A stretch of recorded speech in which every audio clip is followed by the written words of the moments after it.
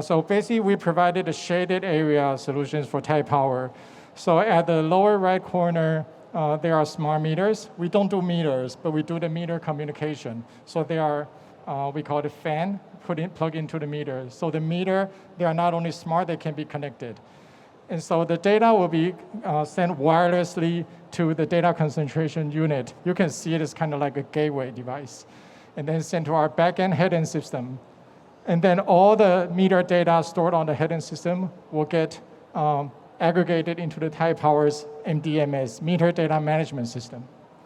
So we not only provide the hardware, we also provide a software system, and we also do deployment, installation, and maintenance.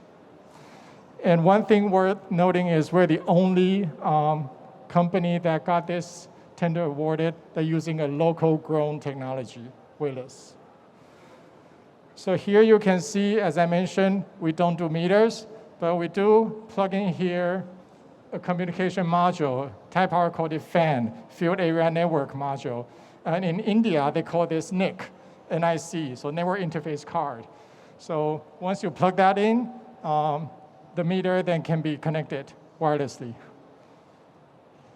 And the meter data, basically, they got sent to devices like those circles, called DCU. So you can see them as a base station to connect the data.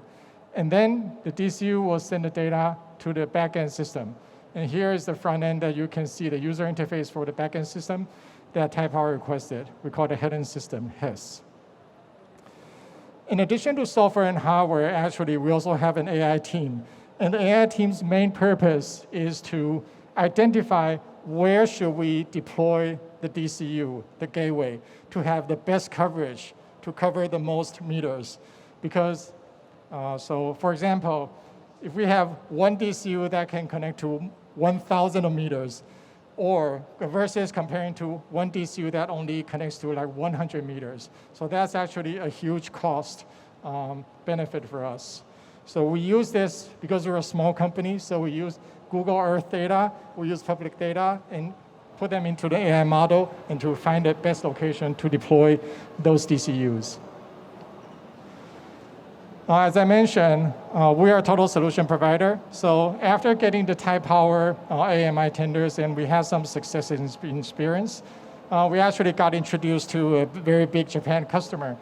And with that customer, we provide both smart meters and the communication modules, along with the backend system. So as always, we're an IoT total solution provider. Okay, so then to India. Actually, we've been looking at the India market and have people working there for, if I remember correctly, more than 2 years. But late last year, then we think we made enough study and we want to really get into the market. So of course, we want to enter with where we're most familiar with, which is the smart meter AMI area. So we took a look at the market, and you can see all those numbers here. They are maybe common for India people, but they are like huge, super astronomical numbers for us in Taiwan. Yeah, and actually, for example, in Taiwan, we want to have smart meter because there's a policy that we want to like get them wirelessly connected. But actually in India, to our understanding, because the electricity theft the issue is so important. So there's actually a strong incentive for the utility companies there to replace their meters to smart meters. So we think that this actually could be a pretty good opportunity for us. So we made some studies, and we think that there are some segments, but we still decide that we would like to go to the left block, which is consumer meters, which is the area that we're most familiar with. Yeah, but of course, since we're just a small startup company in Taiwan, we will not be able to do this ourselves in India.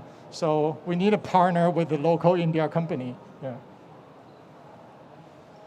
So what I just mentioned actually is what we did, what we have been doing, and what we're currently still doing. And what I'm going to mention now is what we are going to do and moving forward. So basically, we'll be focused on distributed energy resources management. So I think we all know that countries worldwide, we all face the same challenge because of climate, because of the more and more electricity usage. So there are actually huge challenges everywhere. So not only for electricity, providing enough electricity to the users, but also there are like the certain goals like net zero.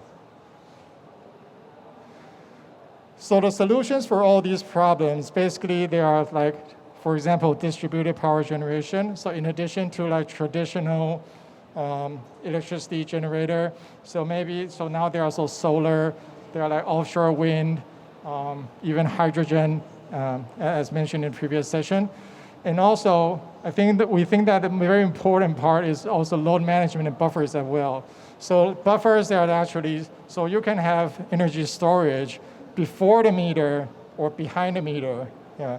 So basically, for us, we will focus on behind the meter energy storage solution.